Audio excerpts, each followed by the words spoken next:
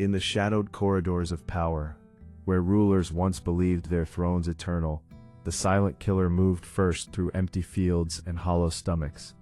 Across centuries, famines did not merely starve bodies, they eroded the very foundations of empires, toppling governments that seemed unshakable.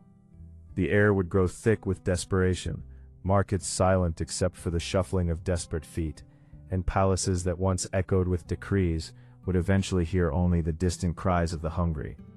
This is the story of how scarcity became revolution, how failed harvests became fallen regimes, and how the absence of bread could rewrite the map of civilization itself. No army marched louder than the footsteps of the starving. The great agricultural civilizations of the past rose on the promise of reliable grain, yet their fragility was baked into the soil. In ancient China, during the Tang dynasty, the Anlushan rebellion of the 8th century was fueled not only by military ambition, but by devastating famines that left millions without sustenance. Fields lay barren after years of drought and locust swarms, while imperial granaries meant to safeguard the realm proved insufficient against nature's wrath and administrative neglect. Similar patterns echoed in Europe, where feudal systems depended on consistent yields to maintain loyalty between lord and peasant. The delicate balance of weather, taxation, and distribution formed the invisible scaffolding holding societies upright, until it did not. Rulers who understood conquest often failed to grasp that a withered crop could undo centuries of conquests. Before the ruptures, daily life carried the rhythm of seasons and soil. Villagers rose with the dawn to tend plots passed down through generations, the scent of turned earth mixing with wood smoke from morning fires. In Ireland of the early 1840s, families depended almost entirely on the humble potato, a crop that flourished even in poor soil and provided surprising nutrition. Children played along green lanes while mothers boiled pots that reliably filled bellies. In the Russian Empire before 1917, peasants worked vast wheat fields under the vast sky, their labor feeding both local villages and distant cities. Bread was more than food, it was stability, ritual, the measure of a good year.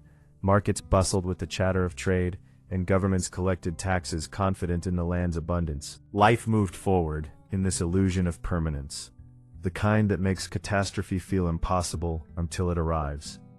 Yet beneath this routine, invisible warning signs gathered like storm clouds on the horizon.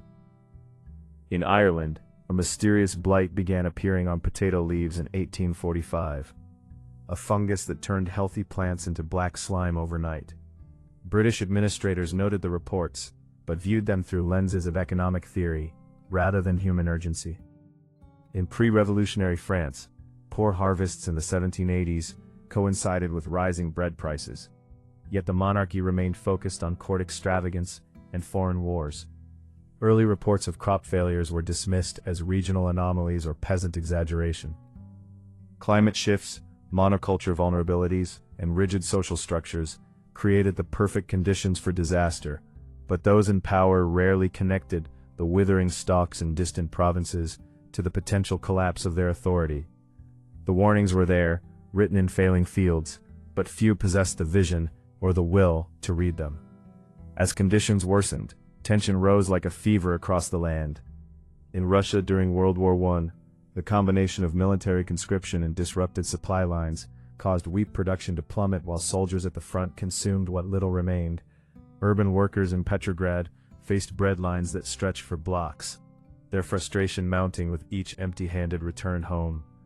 Landowners hoarded grain as prices soared, widening the chasm between the elite and the masses. In China during the Great Leap Forward of the late 1950s, ambitious collectivization policies disrupted traditional farming knowledge, while exaggerated production reports from local officials masked the growing catastrophe. Families watched their stores dwindle as officials demanded impossible quotas. The social fabric began fraying. Neighbors eyed each other warily, whispers of discontent replaced open conversation, and trust in leadership eroded with every missed meal. Instability did not arrive with trumpets, but with the quiet calculus of survival. Key decisions, born from ideology, arrogance, or desperation, accelerated the descent. British policymakers in Ireland adhered strictly to laissez-faire economics, refusing large-scale food imports or relief that might disrupt market forces, even as entire villages emptied. Tsarist Russia's inability to reform land distribution or manage wartime logistics. In Mao's China, political campaigns punished those who questioned unrealistic agricultural targets, creating a climate of fear that prevented honest reporting of failures.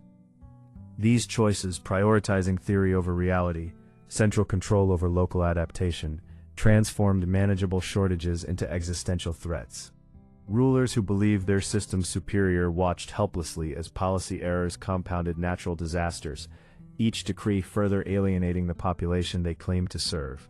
The pressure built until governance itself became untenable. The moment the system began to fail arrived not with dramatic battles, but with the breaking of social contracts. In Ireland, by the year 1846 and 1847, mass starvation took hold as potato crops failed completely. Workhouses overflowed, evictions became commonplace, and the dead lay unburied along roadsides. In Russia, the February Revolution of 1917 erupted when bread riots in Petrograd turned into widespread uprising, toppling the Romanov dynasty that had ruled for 3 centuries. The provisional government that followed fared little better against continued famine. In China, the Great Chinese Famine of 1959 to 1961 claimed tens of millions, exposing the limits of centralized planning and forcing eventual policy reversals. Governments that once commanded obedience found their authority dissolving in the face of empty stomachs. The failure was total, administrative, moral, and practical, as the mechanisms of state control proved powerless against the biological reality of hunger. Human consequences unfolded with devastating clarity. Families fractured as parents watched children waste away, their once bright eyes growing dull. In Ireland, over 1 million perished while another million emigrated, fundamentally altering the island's demographics and creating a diaspora marked by generational trauma. Russian cities saw desperate mothers trading heirlooms for crusts of bread, while rural areas turned to desperate measures, including reports of cannibalism in the worst-hit regions. Chinese villages became ghost towns where survivors carried the psychological scars of neighbors turning on each other for scarce resources. Social breakdown followed predictably. Crime rose, traditional authority structures collapsed, and revolutionary fervor found fertile ground among the desperate.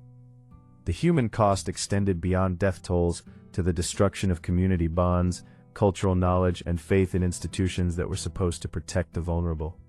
The long-term historical impact of these famines reshaped entire civilizations. Ireland's Great Hunger fueled Irish nationalism and resentment toward British rule that echoed for generations, contributing to eventual independence movements. Russia's famines paved the way for Bolshevik consolidation of power and the establishment of the Soviet Union, setting the stage for 20th century ideological conflicts. China's catastrophic famine forced a reckoning with extreme collectivization, eventually opening pathways to economic reforms under Deng Xiaoping that transformed the nation. Each event demonstrated how governmental failure during famine created power vacuums filled by new forces, revolutionaries, nationalists, or reformers. Borders shifted, ideologies rose and fell, and the memory of hunger became embedded in national identities as cautionary tales of hubris and neglect. Yet even as new orders emerged from the ruins, the cycle revealed uncomfortable truths about human societies and their relationship with sustenance. Famines exposed the illusion of control that governments maintain over nature and economies. They showed how quickly loyalty evaporates when basic needs go unmet, how policy failures cascade into existential crises. The ghosts of these collapses linger in modern debates over food security, climate resilience, and political accountability. Nations that survived learned painful lessons about diversification, transparency, and the dangers of ideological rigidity in the face of environmental reality. In the end, the story of famines that toppled governments serves as both warning and mirror. The fields may appear bountiful today, the storehouses full, yet the same vulnerabilities persist beneath our sophisticated systems. A change in climate patterns, a disruption in global supply chains, or a failure of political will could once again transform abundance into absence. The silence that falls over a starving land carries an ancient message, one that civilizations ignore at their peril. As we stand in our own moment of apparent stability, the question remains whether we have truly learned from the hollow eyes and empty hands of those who came before, or whether future narrators will describe our own era with the same haunting inevitability. The soil remembers, the hungry remember, and history, patient as it is ruthless, always waits for the next harvest to fail.